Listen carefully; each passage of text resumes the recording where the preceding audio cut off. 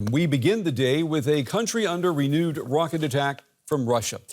As the invasion of Ukraine goes into its 8th month, people all across the country are once again hearing sirens and taking shelter. This week's airstrikes, the broadest to hit Ukraine so far. A dozen rockets slammed into public buildings today in the southern city of Zaporizhia. The explosion set off a large fire and killed at least one person. The attacks have destroyed vital infrastructure as well as homes.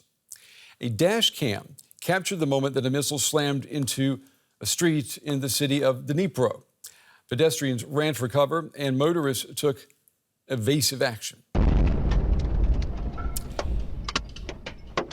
Now, the Kremlin says that the airstrikes are in retaliation for a Ukrainian terrorist attack over the weekend, a blast that destroyed the bridge connecting Crimea with Russia. It's still not clear who or what caused that explosion.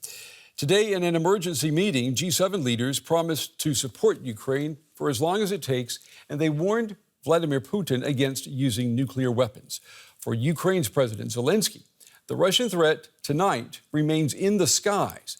Today, he once again called on allies to send his military more air defense weapons. Dear friends, Prime Minister Truss, Prime Minister Trudeau, Prime Minister Kishida, dear President Charles Michel, dear Ursula von der Leyen, I ask you to provide financial help for the creation of an air shield for Ukraine. Millions of people will be grateful to the Group of Seven for such assistance. Joining me tonight here at the big table is someone who knows a lot about security in Ukraine. Her name is Kira Rudick. She is a member of the Ukrainian parliament and leader of the opposition Voice Party, a familiar face, and we're happy that you're actually able to be here in the studio with us tonight, the first time we've been able to do that in a long time. It's good to have you with us. Fantastic to be here. Thank you so much for having me. You are here in Berlin, and today the German government confirmed that the Iris-T air defense systems have finally arrived in Ukraine. When you got the news, what went through your mind? Did you say, better late than never, or too little too late? Rather too little too late, because the huge difference between 2 days ago and today are the destructions of the energy infrastructure in Ukraine that would cost millions, even billions to rebuild. Mm-hmm. And that would come again from our European partners, including Germany, from our allies in the United States. The difference is huge. It actually hurts me a lot that on the 8th month of war, we still are asking for exactly the same thing that on the day one. We are asking for air defense systems and for the fighter jets, because not only they will be helping us to protect Ukrainians' territory, but when we are talking about the nuclear threat, and I believe we are all thinking about the nuclear threat, having enough of the air defense systems would actually increase our chances to intercepting this missile. But I do know that at the beginning of the war, you were calling for a no-fly zone to be established over Still Ukraine. Calling. But so do you believe that's not going to happen, according to the U.S. president? He's not willing to go that far. But he said today he is willing to keep sending these air defense systems to Ukraine. If you get the number of weapons that you need, do you have faith now, based on how the military has performed, that the military can create a protective air shield around the country with those weapons? We will need much more than President Biden promised us, but this would be a fantastic step forward. Regarding things that are impossible and not happening, let's again recap. On the day one of war, nobody believed that we will be standing for more than like 2-3 days. Look at us now. Second, then nobody believed that we will get the heavy weapons because it was so dangerous to give it to us. Look at us now. Then nobody believed that we will get candidacy to European Union. And that happened. Then nobody believed that we will be on counteroffense, and look at us now. So I think impossible things tend to happen when there is like a resolve, as it is in Ukraine right now. So I do believe that maybe not right now, but this idea of giving us enough of the weapons to create a no-fly zone for ourselves would happen at some point. The prospect of peace talks. I know that President Zelenskyy says out of the question right now, but today the Russian foreign minister said that Russian President Putin would be open to a one-on-one meeting with U.S. President Biden next month at the G20 summit. Do you see in that possibility there, is that the creation of a possible off-ramp that we've talked about now for a long time for Putin and a possible way to begin ending this war? Look, in terms of peace negotiations, and I would say peace negotiations, it will always go down to this eternal question of who is the security guarantor of that Putin will keep his part of the bargain. Maybe not even Putin and somebody else, another leader of Russia. Because we know very well what it means to make deals with Russia. We have been at war with them for 8 years before the invasion happened, and we have zero trust. Most of all, we know that if they promise you something, they will break the promise. So for us to be sure that they would not attack again, there should be somebody else who will be saying, okay, I'll make sure. If President Biden and the United States are willing to do that, that's great. But I want us to understand that it would mean this country going into war with us because we know that Putin will break his promise. I was asking you earlier about the issue of territory in Crimea and also eastern Ukraine, the Donbass. If it were possible to begin peace talks, and if it were possible to present a compromise, what appears to be a compromise, Ukraine gives up Crimea, the Russians give up all claims on the Donbass. Is that something that you can imagine? I know it's early, but is that something that you could imagine the government in Ukraine would be willing to at least consider? I don't think at this point, no.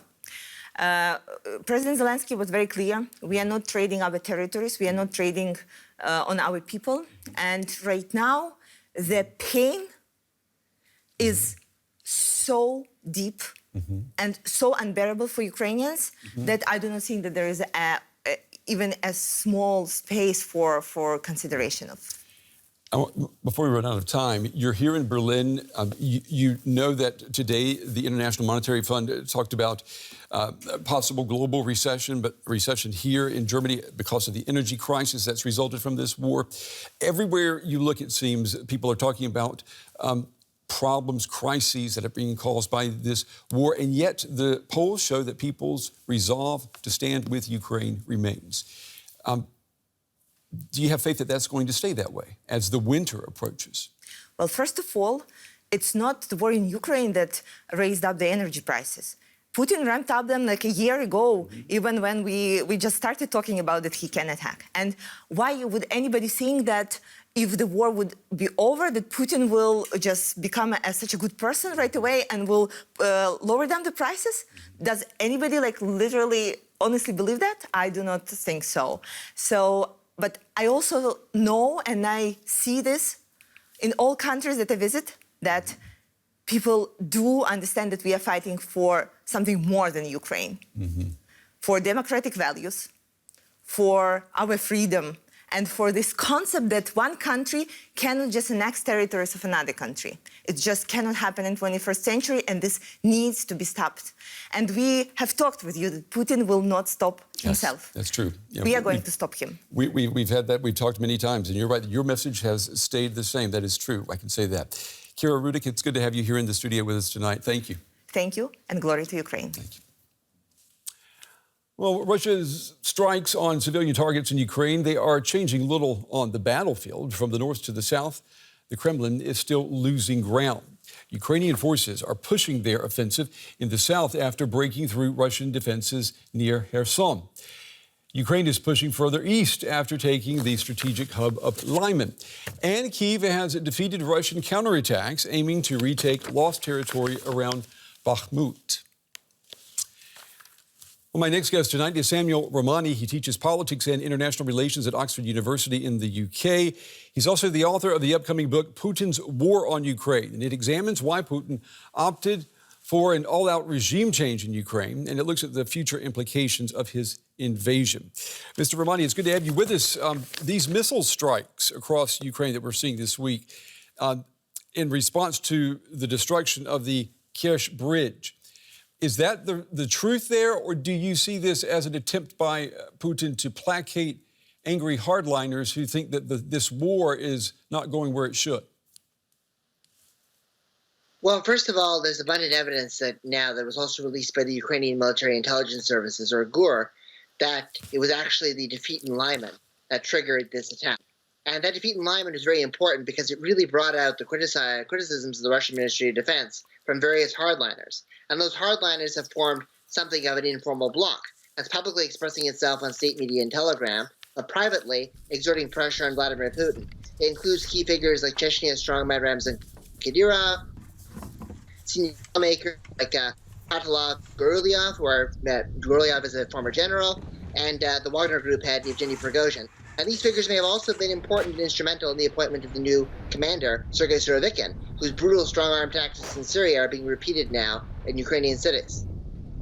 I mean, what you're describing, it sounds like Putin is a leader who is fighting a war on two fronts. He's against the Ukrainian military, but he's also against the hardline pro-war faction at home. I mean, how much pressure is he right now under to put on a show of force and to produce some results in what he calls a special operation? Well, the ironic thing was that 6-7 months ago, the people assumed that if the war didn't go to plan and Russia started having military defeats, if the Russian economy was battered by sanctions, it would be the people of Russia who would be coming out in the streets. It would be the liberal anti-war demonstrators who'd be out there trying to call for Putin's overthrow. It would be the Alexei Navalny's who might be threatening the Kremlin. That liberal group and that anti-war group has been completely silenced by Russian coercion and repression and by the relentless diet of propaganda that the people have gotten, which has dulled them into passivity. And now he's having to deal with an intra-elite, a small minority that is very vocal and very, very influential by the look of Putin's recent policies. And Putin has got to pander to that group. Otherwise, I think there's going to be the potential of an intra-elite rift or schism inside Russia. Would you agree that Vladimir Putin is no longer in control of the narrative surrounding this conflict?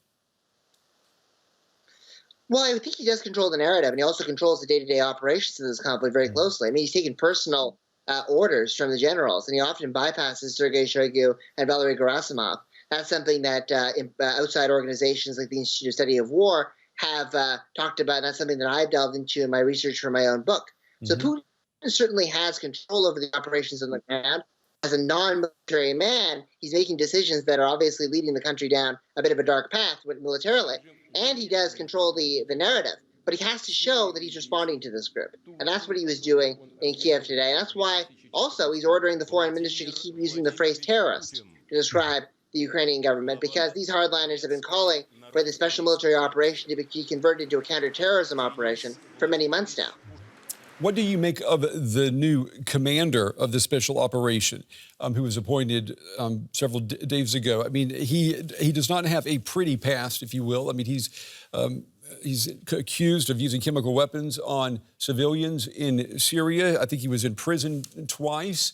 I mean, is he the hard guy, the tough guy that Putin had to put in place?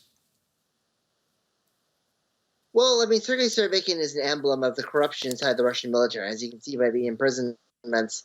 And there's been a lot of scandals that have followed him as well in the course of time. And he's cut from a very similar cloth to a previous commander that they had, Alexander Dvornikov. But Dvornikov was unable to convert his battlefield results from Syria into the Ukrainian theater, and it remains to be seen whether Surovikin can do the same. I mean, clearly his track record, much like Dvornikov's, does point to brutality. In 1991, he was one of the only police officers who shot demonstrators, and that's what got him praise from people like Yevgeny Prigozhin. He was the commander who was in control when Syria got the majority of their territory under government control and when Aleppo fell, but that was due to a lot of other factors, including the West and the Gulf states cutting back their arms supplies to the Syrian rebels, so we really can't blame it for him. But what I think we could see, though, is that when Russia was stalling offensively in Syria, he engaged in relentless bombing of civilian infrastructure to disrupt the enemy and then launched an offensive. So I think that these strikes will be happening more regularly. I mean, I've seen Russian media commentaries say that this needs to be done for several weeks in a row, every day, for the Ukrainian electricity and infrastructure to be broken, and should launch a major offensive. So what he might do is, instead of trying to fight back with mobilized forces in an immediate blitz, is he might bomb civilian targets for a period of time, delay the offensive, and then launch it when Ukraine's infrastructure is in total disarray. Or at least that's what the Russians hope. But much depends on whether they have the weapons or the missiles to be able to carry that out. Before we run out of time, let me just ask you, since you've researched Putin extensively, what do you make of today's news that Putin is open to meeting U.S. President Biden at next month's G20 summit? Well, Vladimir Putin's always open to these kinds of meetings because he wants to show that he's not isolated on the world stage, and he also wants to show that the world's leading superpower, the United States, is still coming to him. And that's how it will be framed in the Russian media discourse. It's exactly how, on a smaller scale, it's framed when Emmanuel Macron or Olaf Scholz or any other European leaders were talking to him in the past. Mm-hmm. So I think he's going to use this as a propaganda PR gesture at home to show that Russia is not isolated. But in practice, I don't think anything is going to come out of this meeting. I don't think the diplomacy with Vladimir Putin is going to accomplish anything in the near term, at least not diplomacy from the West or from Kiev. Samuel Romani from Oxford University in the UK. We appreciate your time and your insights tonight. Thank you. Thank you.